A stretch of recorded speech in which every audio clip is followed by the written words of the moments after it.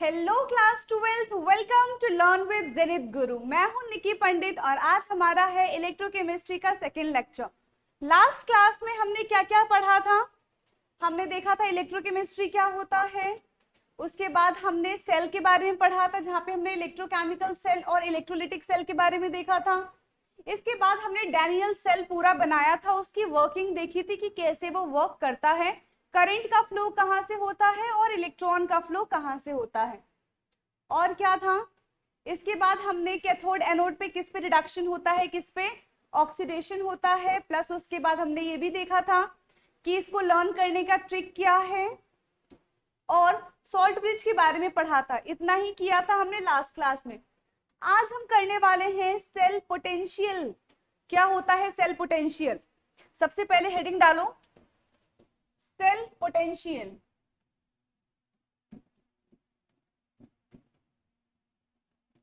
Cell potential क्या है? देखो, जो हमने ये डैनियल सेल बनाया था, यहाँ पे ये जो सेल है इसमें क्या है, इस इलेक्ट्रोड पे नेगेटिव चार्ज था, जिसकी वजह से इस पे नेगेटिव पोटेंशियल जनरेट हो रहा था।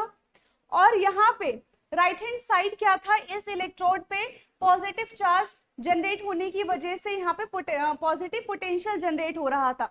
लेकिन यहाँ पे जितने इलेक्ट्रॉन थे, सारे के सारे इलेक्ट्रॉन इसके जो कॉपर 2 पॉजिटिव थे उसको न्यूट्रलाइज नहीं कर रहे थे।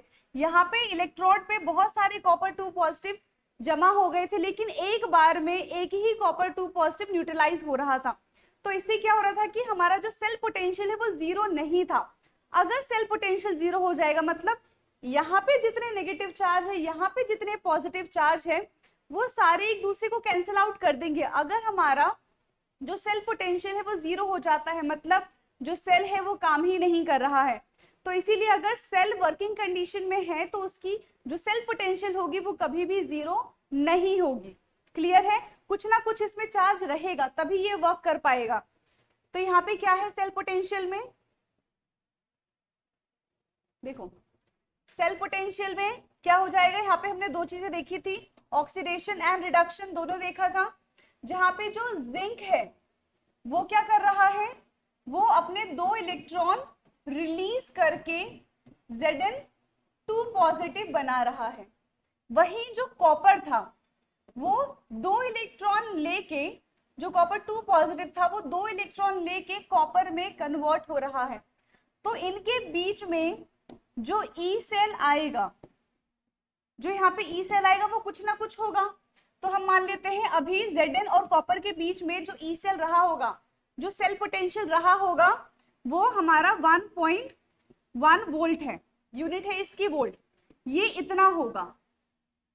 ये कब है? जब हमने बाहर से कुछ भी एक्सटर्नली इसमें सेल ऐड नहीं किया है, सारा इंटरनली चल रहा है। तो उसका जो ई सेल होगा, अभी जिंक और कॉपर वाले का, जो इस बारे में हम क्या बात करें, डैनियल सेल के बारे में बात करें, और गैल्वेनिक सेल, गैल्वेनिक सेल, और इसी को हम डैनियल सेल भी बोलते हैं, डैनियल सेल। इसमें है ऑक्सीडेशन का हमने देखा, रिडक्शन का देखा, इन दोनों का मिला के जो ई सेल की वैल्यू आई है वो जीरो नहीं है, वो 1.1 वोल्ट है। अगर जीरो होता तो मतलब सेल वर्क नहीं कर रहा है। क्लियर है इतना? लेकिन अगर हम ये करें, हमारे पास ये है, इसमें एक्सटर्नली हम एक और सेल जोड़ देते हैं बाहर की साइड से। यहाँ पे हमने क्या किया, एक और यहाँ पे हमने सेल जोड़ दिया, यहाँ पे पॉजिटिव है और एक ही नेगेटिव है, ये हमने ऐसे जोड़ दिया। ठीक है, कनेक्ट कर दिया। अब देखो, इसका जो पोटेंशियल है, इसमें जो हम वोल्ट दे रहे हैं, इस बार हम एक्सटर्नल कितना दे रहे हैं, इसमें अगर मैंने जो एक्सटर्नल सेल लगाया है, जो हमने एक्सटर्नल सेल लगाया है, उसका वोल्ट अगर हम 1.1 से कम देते हैं, ठीक है, ये क्या हो जाएगा, अगर उसका E cell less than 1.1 volt है, तो इसका क्या मतलब होगा, 1.1 वोल्ट से कम है तो इसकी जो वैल्यू है वो लेस देन 1.1 है, लेस देन 1.1। इसका मतलब ये है कि जैसे ये वर्क कर रहा था अभी भी वैसे ही वर्क करेगा। यहाँ पे पॉजिटिव है, यहाँ पे नेगेटिव है, ठीक है। पॉजिटिव क्यों है? क्योंकि हमारा एनोड था, तो एनोड पॉजिटिव होगा तभी इस पे सारे नेगेटिव चार्ज आएंगे। यहाँ पे ये नेगेटिव है इसीलिए इस पे सारे पॉजिटिव चार्ज आएंगे। तो इलेक्ट्रॉन कहाँ से कहाँ फ्लो होगा? अगर हमारा जो एक्सटर्नल पोटेंशियल है वो अगर 1.1 से कम है तो सेल बिल्कुल अच्छे से वर्क करेगा। जो इलेक्ट्रॉन का फ्लो है वो अभी भी एनोड से कैथोड की तरफ होगा, और जो चार्ज का फ्लो है, ठीक है, जो करंट का फ्लो है वो कैथोड से एनोड की तरफ होगा। क्लियर है? तो यहाँ पे हम क्या लिख सकते हैं? अगर हमारा ई नॉट सेल 1.1 है, ये हमारा केस 1 है, ठीक है, तो सेल विल वर्क प्रॉपरली। यहां पे क्या हो जाएगा? Cell will work properly. जो इलेक्ट्रॉन है, flow of electron, flow of electron कहां से होगा? एनोड से लेकर कैथोड तक होगा, flow of electron and flow of current.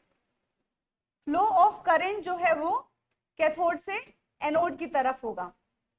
ये केस 1 है। लेकिन केस 2 में अगर हम उतना ही पोटेंशियल दे, बाहर भी 1.1 एक्सटर्नल पोटेंशियल दे दे जो इंटरनली था, तब क्या होगा ये देखते हैं। केस 2, अब हमारे पास केस 2 है जिसमें हमने ई सेल जो बाहर से था वो इक्वल कर दिया 1.1 वोल्ट के। अब देखो यहाँ पे क्या था, एक इलेक्ट्रोड पे जितना पॉजिटिव चार्ज था उस पे, और क्या करेगा ये, इसको इफेक्ट को कैंसिल आउट कर देगा। कैसे कैंसिल आउट करेगा वो देखो, इस पे नेगेटिव चार्ज था बट यहाँ पे पॉजिटिव अटैच किया है। यहाँ पे अगर पॉजिटिव 1.1 वोल्ट है और नेगेटिव भी 1.1 वोल्ट है तो ये एक दूसरे के इफेक्ट को कैंसिल आउट कर देगा, यानी कि यहाँ पे चार्ज का फ्लो जीरो हो जाएगा। अगर चार्ज का फ्लो जीरो होगा तो ये वर्क ही नहीं करेगा। सेम यहाँ पे ये हमारा कैथोड है, ठीक है, इस पे नेगेटिव चार्ज आ रहा है लेकिन ये है कैसा, ये तो पॉजिटिव है, तो नेगेटिव पॉजिटिव एक दूसरे के इफेक्ट को कैंसिल आउट कर देंगे और फिर यहाँ पे भी वर्क नहीं होगा। अगर हमने जो ई सेल है बाहर से जो हमने वोल्टेज लगाया है, जो करंट हम पास कर रहे हैं वो इंटरनल के अगर बराबर हो जाता है तो flow of electron, flow of current सब जीरो हो जाएगा, सेल वर्क ही नहीं करेगा। तो ई सेल क्या हो जाएगा यहाँ पे, cell will not work, cell will not work, cell work ही नहीं करेगा। लेकिन केस 3 की अगर हम बात करें, अब केस 3 में क्या होगा? केस 3 अगर हमारा जो ई सेल की वैल्यू है वो ज्यादा हो जाए 1.1 वोल्ट से, तब क्या होगा? इसमें भी देख लो, इसमें अब 1.1 से ज्यादा हो गया, मतलब मान लेते हैं ये 2 है और यहाँ पे हमारा 1.1 ही है, ठीक है।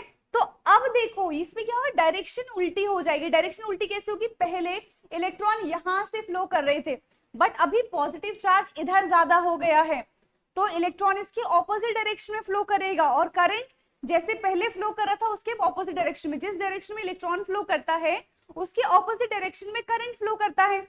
तो अगर इलेक्ट्रॉन ने अपना डायरेक्शन चेंज किया है तो करंट भी अपना डायरेक्शन चेंज करेगा। तो जैसे ही हमने ई सेल की वैल्यू बढ़ा दी तो इसमें क्या होगा, इसमें क्या होगा, electrochemical cell converted into electrolytic cell, electrolytic cell, क्योंकि इसमें इसका फंक्शन ऑपोजिट होता है, ठीक है। जो इलेक्ट्रोकेमिकल सेल का फंक्शन होता है उसके जस्ट ऑपोजिट इलेक्ट्रोलिटिक सेल का फंक्शन होता है। तो यहाँ पे क्या हो जाएगा, फ्लो ऑफ इलेक्ट्रॉन, अभी एनोड टू कैथोड था, अब हो जाएगा कैथोड टू एनोड, और फ्लो ऑफ करंट कितना हो जाएगा, फ्लो ऑफ करंट हो जाएगा एनोड से लेकर कैथोड तक, यानी कि उल्टा प्रोसेस हो जाएगा। जैसे ही हम इन बाहर के वोल्टेज में कोई सी भी छेड़खानी करेंगे, कोई सा भी हम उसमें चेंज करेंगे, तो ये सारे 3 केसेस हमें देखने के लिए मिलेंगे जैसे ही हम वोल्टेज को चेंज करेंगे, ठीक है। नोट डाउन करो इसको फटाफट से, हो गया। अब इसके बाद क्या है, सेल पोटेंशियल के बाद है हमारा इसके बाद है हमारा इलेक्ट्रोड पोटेंशियल। सेल पोटेंशियल के बाद है इलेक्ट्रोड पोटेंशियल। इलेक्ट्रोड पोटेंशियल क्या होता है? इलेक्ट्रोड पोटेंशियल ये देखते हैं। देखो इसमें देखो इलेक्ट्रोड पोटेंशियल क्या है। इस इलेक्ट्रोड पे नेगेटिव चार्ज है और इसी के सोल्यूशन में क्या है? पॉजिटिव चार्ज है। तो जितना नेगेटिव है उतना पॉजिटिव है, ठीक है, ऐसा जरूरी नहीं है। क्लियर है? क्योंकि यहाँ पे ऑलरेडी SO4 नेगेटिव भी है, क्योंकि यहाँ पे हमने ZnSO4 लिया था ना। तो इन दोनों के बीच का जो डिफरेंस है इलेक्ट्रोड और इलेक्ट्रोड के सोल्यूशन, यहाँ पे जिसमें ये इलेक्ट्रोड डिप है उसके सोल्यूशन के बीच का जो डिफरेंस है, इसी को हम क्या कहते हैं? इसको हम क्या कहते हैं? यहाँ पे हमारा आ जाएगा, ये है हमारा इलेक्ट्रोड पोटेंशियल। इलेक्ट्रोड और इलेक्ट्रोड जिस सोल्यूशन में डिप है, उन दोनों के बीच के डिफरेंस को हम बोलेंगे इलेक्ट्रोड पोटेंशियल। इलेक्ट्रोड पोटेंशियल में भी दो चीजें आती हैं, oxidation potential and reduction potential. But सबसे पहले हम इलेक्ट्रोड पोटेंशियल लिखते हैं। Electrode potential, the potential difference between the potential difference between electrode and the solution, electrode and the solution in which electrode is dipped, in which electrode is dipped। Electrode और उस solution के बीच का जो difference है उसको हम electrode potential बोलेंगे। Clear है? अब देखो इसी में दो टाइप का होता है पोटेंशियल, एक होता है ऑक्सीडेशन, एक होता है रिडक्शन। एक है हमारा ऑक्सीडेशन पोटेंशियल, ऑक्सीडेशन पोटेंशियल, और एक है हमारा रिडक्शन पोटेंशियल।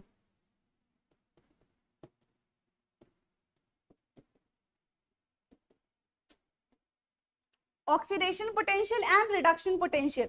ऑक्सीडेशन पोटेंशियल क्या है? जितना ज्यादा जो इलेक्ट्रोड है, जितना ज्यादा वो इलेक्ट्रॉन को लूज करेगा वो उतना ज्यादा ऑक्सीडेशन पोटेंशियल शो करेगा। वहीं रिडक्शन की बात हो, जितना ज्यादा इलेक्ट्रॉन को गेन करेगा वो उतना ज्यादा रिडक्शन पोटेंशियल शो करेगा।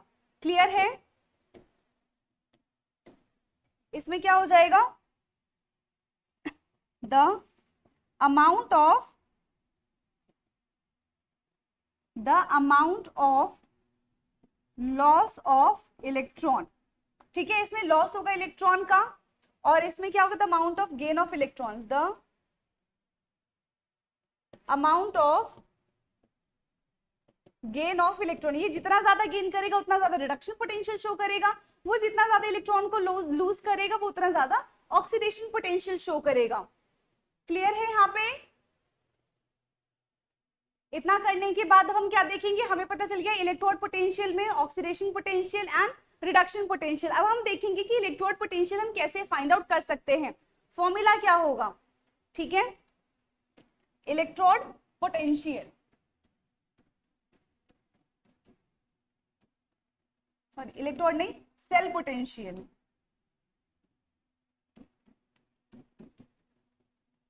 सेल पोटेंशियल को हम यहाँ पे क्या बोलते हैं? EMF।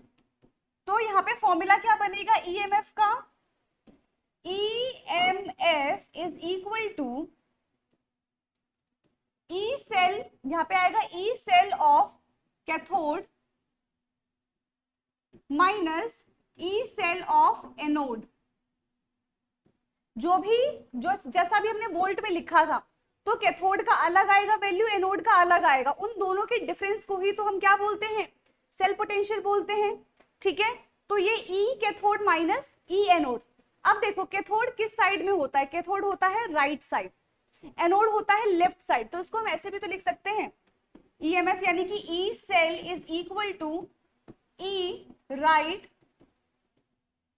माइनस E लेफ्ट, क्योंकि कैथोड हमारा कहाँ होता है? राइट साइड में होता है, एनोड हमारा लेफ्ट साइड में। तो E right minus E left. और इसको और कैसे लिख सकते हैं हम? E सेल को लेफ्ट साइड में क्या होता है? ऑक्सीडेशन होता है कि रिडक्शन होता है? लोन। इसे बताया था LOAN, यानी कि हमारा लेफ्ट साइड में होता है ऑक्सीडेशन, तो ये हो जाएगा हमारा E reduction minus E oxidation. हम किसी भी इन तीनों में से कुछ भी लिख के हम क्वेश्चन को सॉल्व कर सकते हैं। ये तीनों ही फॉर्मूला एक ही जैसे तो है, एक में राइट लेफ्ट है, एक में एनोड कैथोड है और एक में रिडक्शन ऑक्सीडेशन है, तीनों का मतलब सेम ही है। तो ई सेल निकलता है ई रिडक्शन माइनस ई ऑक्सीडेशन। आप तीनों में से किसी भी एक को कंसीडर कर सकते हो। क्लियर है? अब ये जो हमने ई सेल निकाला है, ईएमएफ निकाला है, ये किसी भी कंसंट्रेशन के लिए था, किसी भी टेम्परेचर पे था। इसमें ना कंसंट्रेशन फिक्स थी ना टेम्परेचर फिक्स था, ठीक है। लेकिन जब हम कंसंट्रेशन, टेम्परेचर, प्रेशर ये सब फिक्स कर देते हैं तो उस पॉइंट पे हम ई सेल ना निकाल के ई नॉट सेल निकालते हैं, यानी कि स्टैंडर्ड सेल पोटेंशियल। अभी हमने सिर्फ सीधा सेल पोटेंशियल निकाला था, अब हम निकालेंगे स्टैंडर्ड सेल पोटेंशियल। अब हमारी हेडिंग आएगी स्टैंडर्ड सेल पोटेंशियल और standard electrode potential. Standard electrode potential कैसे रिप्रेजेंट करना है इसको? ई नॉट सेल, सारी चीजें सेम रहेंगी, बस यहाँ पे ई नॉट आ जाएगा, फॉर्मूला भी सेम रहेगा, बस कंडीशन अलग है। तो स्टैंडर्ड के लिए कंडीशंस क्या होनी चाहिए?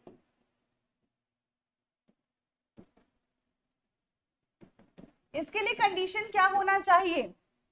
देखो, जो कंसंट्रेशन है सॉल्यूशन का वो हमेशा 1 मोलर ही होना चाहिए। कंसंट्रेशन के सॉल्यूशन में कोई चेंज नहीं आना चाहिए, ठीक है। जो प्रेशर है वो 1 atm होना चाहिए एंड जो टेम्परेचर है वो 298 केल्विन होना चाहिए। अगर इन तीनों को कोई भी जो हमारा सेल था वो फुलफिल करता है तो हम बोलेंगे कि हाँ ये स्टैंडर्ड कंडीशन है। उस केस में क्या होगा फॉर्मूला हमारा? उस केस में हो जाएगा E not cell is equal to E not cathode minus E not anode, ये हो जाएगा। या फिर E not cell is equal to cathode किस साइड होता है हमारा? ये होता है हमारा राइट हैंड साइड, तो यह हो जाएगा E not reduction minus E not oxidation. और एक और क्या बताया था लेफ्ट एंड राइट वाला? E cell is equal to E naught right minus E naught left. बस ये याद रखना कि कंडीशन ये तीनों फुलफिल होनी चाहिए। तो इन सब में से हम कोई सा भी फॉर्मूला यूज कर सकते हैं। बस यहाँ पे चेंज क्या आया है, ये ई नॉट हो गया है कंडीशन को चेंज करते ही। क्लियर है? अब देखो, एक रिएक्शन लिखते हैं हम ऑक्सीडेशन के लिए। हमने एक मेटल लिया है, अब इस मेटल का जब हम ऑक्सीडेशन करवाएंगे तो ये क्या हो जाएगा? M2 पॉजिटिव प्लस 2 इलेक्ट्रॉन, और इसकी जो वैल्यू आई है ई ऑक्सीडेशन की वो हम मान लेते हैं -2.86 के आसपास आई है, ठीक है। हमने ये रफ नंबर ले लिया, इसको ऑक्सीडेशन की वैल्यू -2.86 आई है। लेकिन जब हम इसका रिडक्शन की वैल्यू निकालेंगे एक मेटल के लिए, ठीक है, एक एलिमेंट के लिए, जो उसका रिडक्शन का वैल्यू होता है वही इसका ऑक्सीडेशन का वैल्यू होता है। लेकिन अगर ऑक्सीडेशन प्लस माइनस में है तो जो इसकी रिडक्शन की वैल्यू आएगी वो कैसी हो जाएगी? वो प्लस में हो जाएगी, +2.86। वही अगर ऑक्सीडेशन प्लस में होता तो रिडक्शन यहाँ पे माइनस में आ जाता है। यानी कि एक मेटल के लिए, या फिर हम बात करें कि एक हाफ सेल के लिए, जो ऑक्सीडेशन की वैल्यू होती है वही सेम रिडक्शन की वैल्यू होती है, बस साइन चेंज हो जाता है। तो यहाँ पे भी वही हुआ है। देखो, ऑक्सीडेशन की वैल्यू -2.86 थी, बट रिडक्शन में आते ही वो प्लस का 2.86 हो गया है, ठीक है। लेकिन अब क्या किया है IUPAC ने, हम हमेशा दो अलग अलग वैल्यूज ना लेके, जैसे कि यहाँ पे क्या था कोई ऑक्सीडेशन के लिए निकालता है, कोई रिडक्शन के लिए निकालता है, तो बहुत ज्यादा कंफ्यूजन हो जाती है। तो उन सबको अवॉइड करने के लिए आईयूपीएसी ने क्या किया, सिर्फ एक स्टैंडर्ड रूल बनाया है कि अब हम सिर्फ रिडक्शन के बेसिस पे क्वेश्चंस को करेंगे। जैसे कि मान लो अगर आपको ऑक्सीडेशन दिया हुआ है किसी का, अब आईयूपीएसी ने कहा है कि हम रिडक्शन के बेसिस पे करेंगे, तो अगर किसी का भी ऑक्सीडेशन की वैल्यू दी हुई है, आपको क्या करना है, सिर्फ साइन चेंज करना है, तो उसको पहले रिडक्शन में कन्वर्ट करो और फिर क्वेश्चन सॉल्व करना है। तो आईयूपीएसी के अकॉर्डिंग अब हम किसको ज्यादा प्रेफरेंस देंगे, रिडक्शन को देंगे, ना कि ऑक्सीडेशन को। ठीक है, हम क्या लिख देंगे यहाँ पे हमारा हो जाएगा आईयूपीएसी कंसीडर रिडक्शन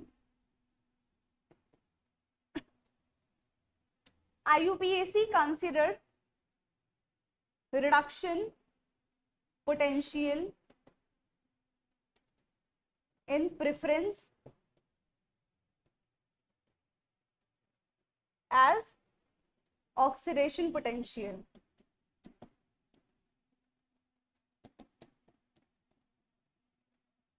यहाँ पे हम हमेशा रिडक्शन पोटेंशियल ही लेंगे, ना कि ऑक्सीडेशन पोटेंशियल लेंगे। क्लियर है? अब हम देखते हैं कि इसको हम रिप्रेजेंट कैसे करें। जो भी हमने सेल लिया है, कहाँ पे हमारा एनोड है, कि थोड़े इसका रिप्रेजेंटेशन देखते हैं एक बार हम। रिप्रेजेंटेशन ऑफ, हेडिंग है अब हमारा रिप्रेजेंटेशन ऑफ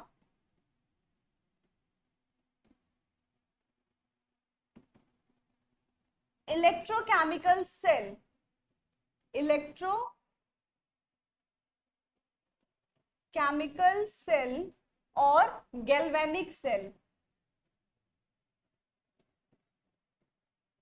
कैसे रिप्रेजेंट करेंगे? हम चलेंगे जैसा जैसा हमने डायग्राम बनाया था ना इलेक्ट्रोकेमिकल सेल का, वैसे हम लिखते जाएंगे। सबसे पहले हमने क्या किया था, लेफ्ट हैंड साइड में हमारे पास जिंक की रॉड थी जो कि ऑक्सीडाइज हुई थी, तो सबसे पहले हम लेंगे जिंक। ठीक है, ये हमारा इलेक्ट्रोड है, फिर हमने बैरियर लगाया है और अब हम सोल्यूशन की तरफ चलेंगे। सोल्यूशन में क्या था, जिंक ने खुद को ऑक्सीडाइज किया था Zn2 पॉजिटिव में। ये हमारा एक्वस है, इसका कंसंट्रेशन हमें 1 मोलर रखना है फॉर स्टैंडर्ड। ये एक था, हमने एक बीकर में ऐसा कुछ लिया था। फिर बीच में आता है हमारा सॉल्ट ब्रिज। अब नेक्स्ट टाइम क्या था, राइट हैंड साइड में हमने क्या किया था, वहां पे रिडक्शन हुआ था जहां पे कॉपर 2 पॉजिटिव से कॉपर में कन्वर्ट हुआ था। तो यहाँ पे आएगा कॉपर 2 पॉजिटिव, ये एक्वस है हमारा, इसकी कंसंट्रेशन भी 1 मोलर होगी और हमने अब सोल्यूशन लिया है इसलिए बीच में ये लाइन आया है और ये कन्वर्ट हो जाता है कॉपर में। रिप्रेजेंट करेंगे, ये हमारा कैथोड है, कैथोड साइड होता है। ये क्या है हमारा, इसको क्या बोलेंगे हम, ये हमारा इलेक्ट्रोलिटिक सोल्यूशन है।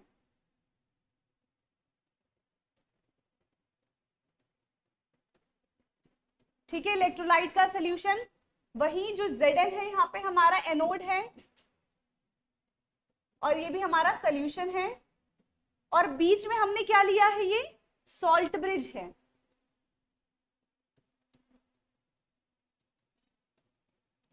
और ये हमने क्या लिया है, 1 मोलर, ये कंसंट्रेशन है सोल्यूशन की, ये है हमारा कंसंट्रेशन।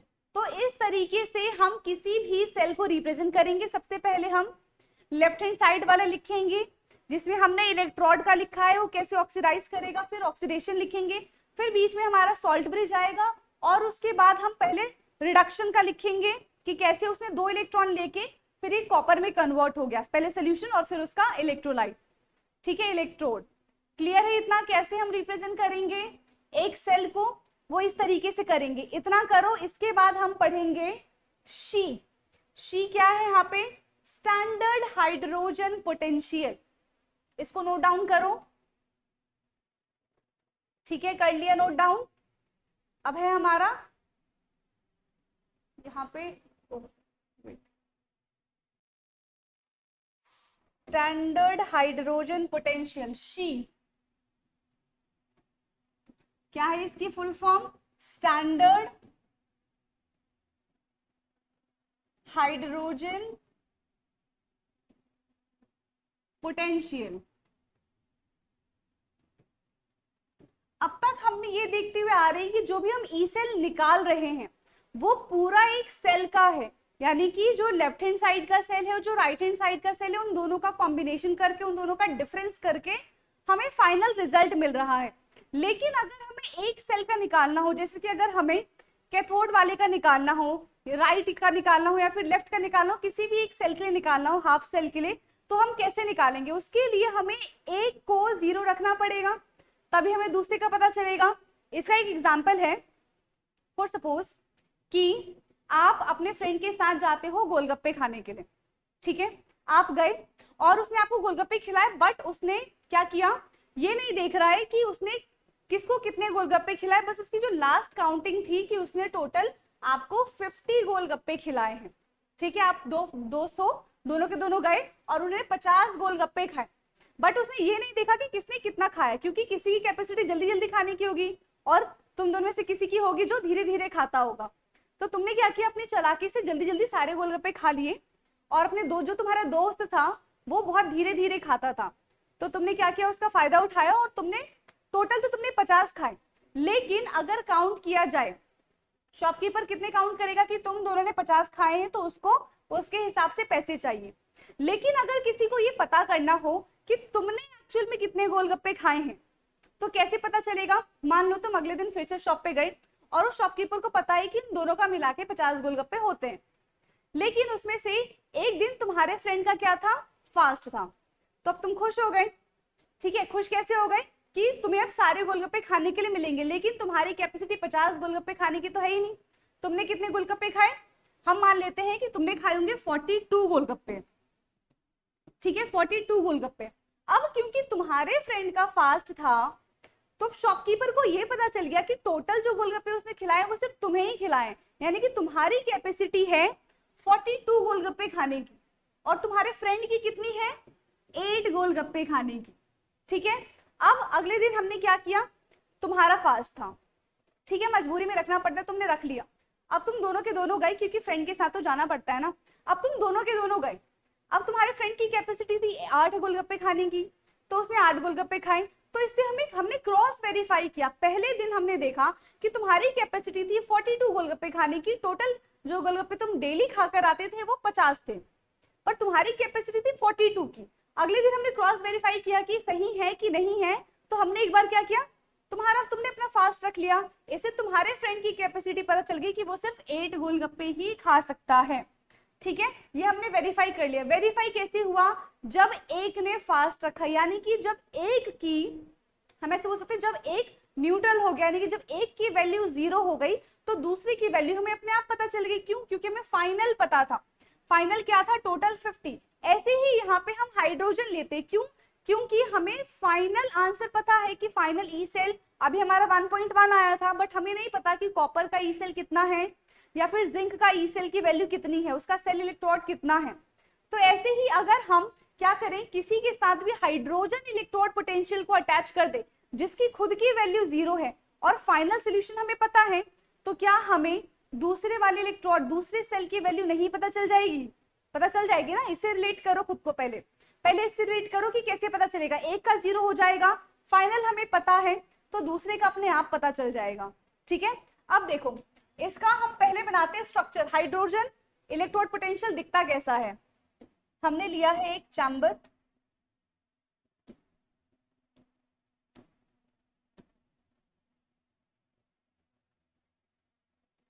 ये ले लिया हमने,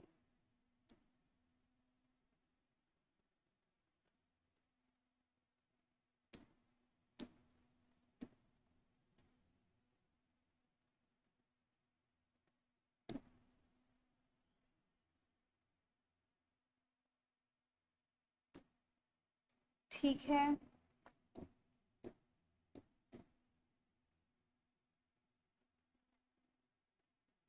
यहाँ पे हमने एक प्लैटिनम ब्लैक लगाया है जो कि इनर्ट है, यानी कि किसी के साथ रिएक्ट नहीं करेगा, और हमने इसी में ही एक प्लैटिनम की वायर भी लगाई है।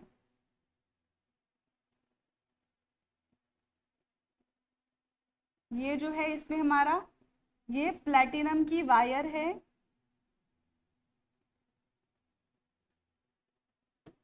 प्लेटिनम की वायर है जो कि वोल्ट मीटर से कनेक्ट होगी कहीं बाहर जाके, और इसमें हम यहां से क्या कर रहे हैं, हाइड्रोजन गैस पास कर रहे हैं। क्लियर है? और इसके अंदर क्या हमने फिल किया है, एसिड का सोल्यूशन हमने फिल किया है।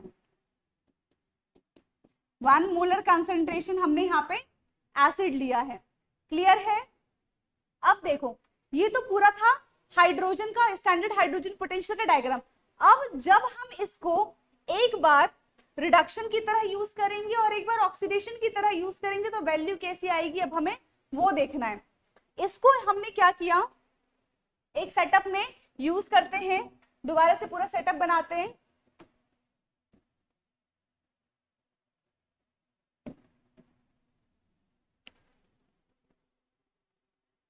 एक हमारा जिंक का रहेगा, एक हमारा हाइड्रोजन का रहेगा। जब इसकी वैल्यू 0 हो जाएगी तो हमें जिंक की अपने आप पता चल जाएगी।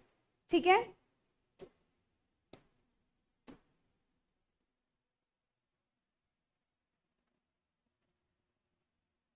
ये हमारा इलेक्ट्रोड होगा,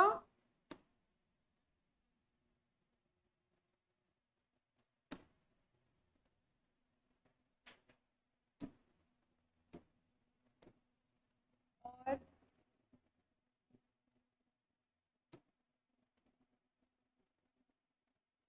ये भी हमने ऐसे ही बनाया था। मेरे साथ बनाते चलो ताकि फिर आपको भी समझ आ जाए। यहाँ पे क्या था हमारा, ये हमारा प्लैटिनम था, प्लैटिनम ब्लैक। इसमें हमने एक प्लैटिनम की वायर लगाई थी,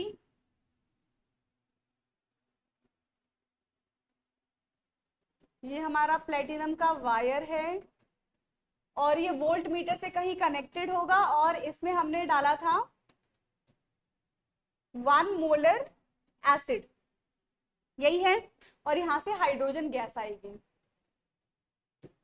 और इधर की साइड हम जिंक ले रहे हैं, ये जिंक की रॉड है, यानी कि ये क्या हो जाएगा, एनोड है, और जो इधर वाला है वो कैथोड की तरह काम करेगा। यानी कि अगर ये ऑक्सीडेशन है, यहाँ पे जिंक का ऑक्सीडेशन होगा तो हाइड्रोजन का यहाँ पे रिडक्शन होगा।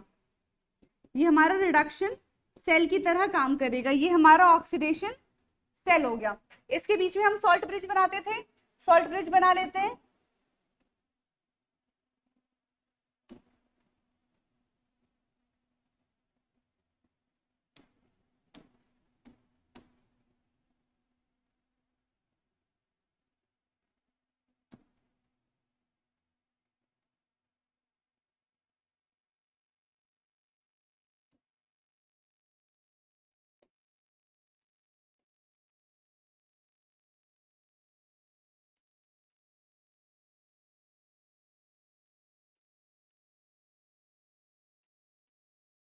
ये है हमारा सॉल्ट ब्रिज।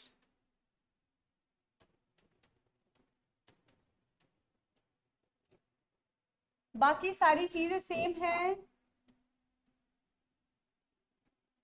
हमने इसको यहां से कनेक्ट किया है, ठीक है। और सेम यहाँ पे Zn2 positive, Zn2 positive, Zn2 positive है यहाँ पे, SO4 2 नेगेटिव, SO4 2 नेगेटिव, यही था SO4 2 नेगेटिव। यहाँ पे क्या होगा, देखो जैसे ही यहाँ पे करंट का फ्लो होगा, इलेक्ट्रॉन कहाँ से जाएगा, सॉरी एक मिनट, यहाँ पे इलेक्ट्रॉन होता है, यहाँ पे इलेक्ट्रॉन है, यहाँ पे इलेक्ट्रॉन है, पूरे में इस पे इलेक्ट्रॉन चिपकेगा। यहाँ पे Zn2 पॉजिटिव, Zn2 पॉजिटिव, इसके अंदर ZnSO4 का सोल्यूशन है, तो यहाँ पे Zn2 पॉजिटिव होगा, इलेक्ट्रॉन यहाँ से मूव करता हुआ चला जाएगा हाइड्रोजन के पास। ठीक है, जब ये इलेक्ट्रॉन यहाँ से मूव करते करते यहाँ पे आएगा, हमें कैसे पता चलेगा कि यहाँ पे रिडक्शन हो रहा है, हमें यहाँ पे H आयंस, यहाँ से H2 आयंस निकलते हुए नजर आएंगे, यानी कि यहाँ पे रिडक्शन होगा। ठीक है, वहां पे अगर ऑक्सीडेशन हो रहा है, वहां पे क्या फॉलो होगा, देखो हम यहाँ पे लिख दे कैसे बनेगा, इधर ऑक्सीडेशन है तो Zn से Zn 2 पॉजिटिव प्लस 2 इलेक्ट्रॉन, ये ऑक्सीडेशन के लिए होता है। वही यहाँ पे रिडक्शन के लिए क्या हो जाएगा, 2 positive plus 2 electron will give H2, जो कि रिलीज करेगा। तो यहाँ से हमें H2 रिलीज होते हुए नजर आएगा, तो हम समझ जाएंगे कि यहाँ पे रिडक्शन हो रहा है। अब इसकी वैल्यू क्या है, यहाँ पे देखो, ये हमारा इसकी ई सेल की जो वैल्यू है वो है 0। अब जो फाइनल हमारे पास सेल पोटेंशियल आएगा वो किसके लिए आएगा, वो इसके लिए आएगा। फॉर्मूला क्या था हमारा, फॉर्मूला था यहाँ पे हमारा E cell is equal to E cathode minus E anode, यही था। अब हम मान लेते हैं कि यहाँ पे जो हमारे पास ई सेल की वैल्यू है वो 0.76 है, ठीक है, और ई कैथोड हमारे पास क्या है, 0 हो जाएगा ये ई कैथोड, तो यहाँ पे हो गया 0 माइनस ई एनोड। तो यहां से ई एनोड की वैल्यू कितनी आ गई, -0.76, यानी कि हमें ये पता चल गया कि जो जिंक है इसकी अकेले की कितनी वैल्यू है, इसके अकेले का कितना पोटेंशियल है, -0.76। कब, जब हमने इसके साथ हाइड्रोजन डाला, हाइड्रोजन की वैल्यू कितनी थी, 0 थी। तो एक की वैल्यू 0 रखने पे हमें दूसरे का पोटेंशियल अपने आप ही पता चल जाएगा। सेम हम क्या कर सकते हैं, अभी हमने हाइड्रोजन को एज अ रिडक्शन यूज किया है, अब हम हाइड्रोजन को एज अ ऑक्सीडेशन भी यूज कर सकते हैं, ठीक है। क्या हो जाएगा, ये इधर आ जाएगा, और एक बार अभी हमने जिंक के साथ किया है, एक बार अब हम कॉपर के साथ करके देखेंगे, तब आपको ज्यादा अच्छे से क्लियर होगा। इसको फटाफट से नोट डाउन करो, फिर हम कॉपर वाला भी करेंगे। करो इसको जल्दी जल्दी सी, कर लिया नोट डाउन। अब हम इसका उल्टा प्रोसेस लेके चलेंगे, फटाफट से फिर से डायग्राम बनाते हैं हम।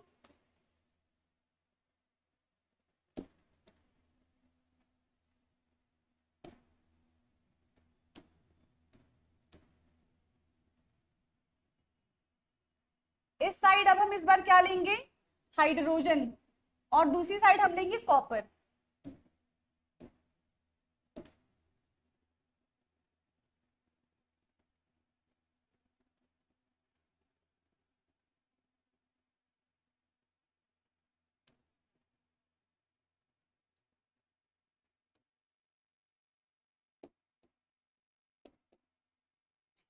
यहाँ पे हमारा क्या था, प्लैटिनम ब्लैक, सारी चीजें हम वापस से लिख लेते हैं। यहाँ पे प्लैटिनम ब्लैक था, साथ ही साथ हमने प्लैटिनम की वायर भी डाली थी जो कि वोल्ट मीटर से कनेक्टेड था।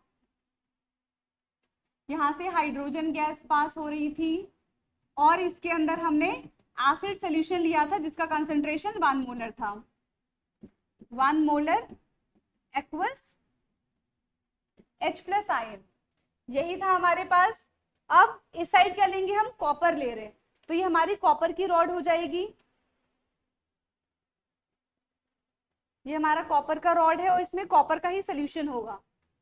ये कॉपर की रॉड है, तो इसमें जो सोल्यूशन जाएगा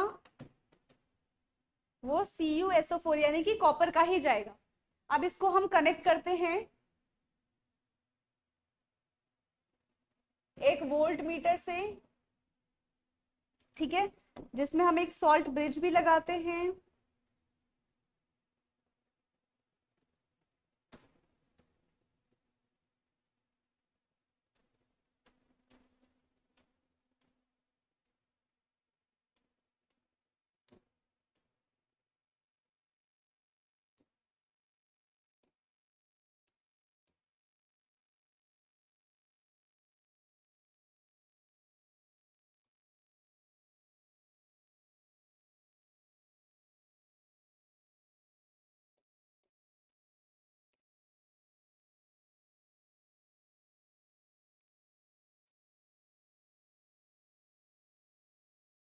ये है हमारा सॉल्ट ब्रिज।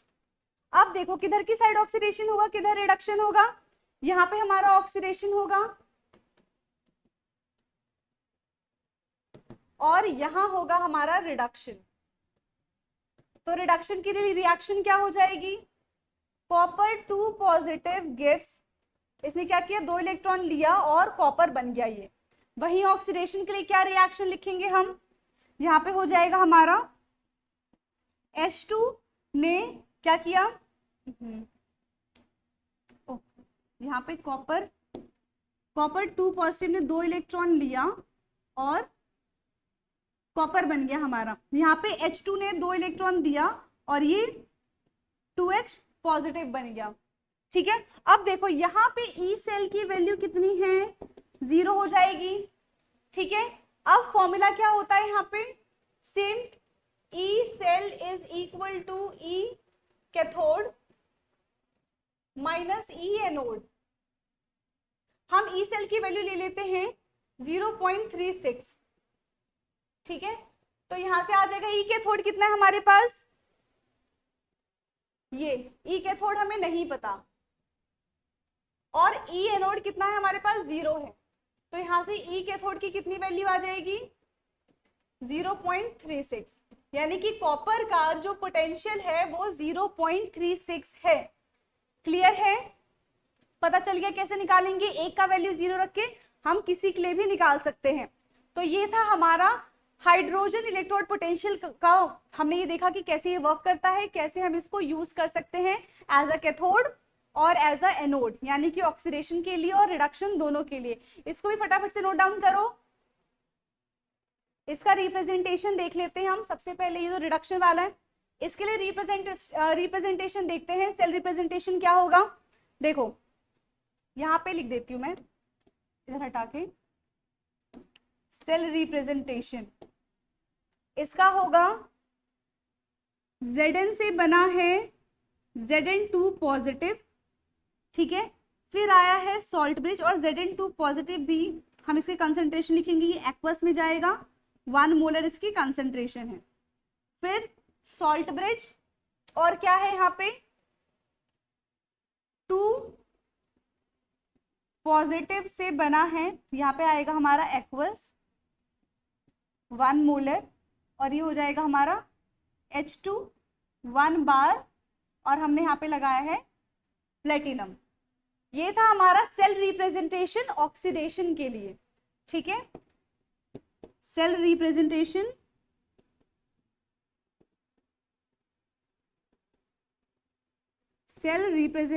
For oxidation. वही अगर हम रिडक्शन की बात करें कि रिडक्शन के लिए उसका सेल रिप्रेजेंटेशन क्या होगा, तो वो देखते हैं हम। देखो यहाँ पे क्या था, सबसे पहले H2 से 2H पॉजिटिव बना है, तो उसके लिए हम क्या लिखेंगे, सबसे पहले हम लिखेंगे यहाँ पे प्लेटिनम वायर, और H2 यानी कि 1 बार से हमारा बना है 2H पॉजिटिव। फिर सॉल्ट ब्रिज आएगा, और उसके बाद आएगा हमारा कॉपर 2 पॉजिटिव एक्वस 1 मोलर से कॉपर। ये इसका सेल रिप्रेजेंटेशन है रिडक्शन वाले के लिए। तो सब ये स्ट्रक्चर बना के, डायग्राम बना के सेल रिप्रेजेंटेशन करना, जिस तरीके से डायग्राम बना है बस उसी को देख देख के हमें सेल रिप्रेजेंटेशन करना है। तो आपको सेल रिप्रेजेंटेशन करना आना चाहिए ताकि हम न्यूमेरिकल बहुत अच्छे से कर सके। और अभी तक एक ही फॉर्मूला बताया है ई सेल का, और ई नॉट सेल में बस कुछ भी डिफरेंस नहीं है, बस नॉट आ जाता है, बाकी सारा फॉर्मूला सेम है। बस कंडीशन याद रखना कि कंडीशन क्या होती है ई नॉट सेल के लिए। क्लियर है, आज की क्लास के लिए इतना ही, बाकी नेक्स्ट क्लास में हम इलेक्ट्रोकेमिकल सीरीज पढ़ेंगे। ठीक है, इतना जितना आज पढ़ाया उसको एक बार अच्छे से रिवाइज करना, बाकी मिलते हैं नेक्स्ट क्लास में। Thank you so much.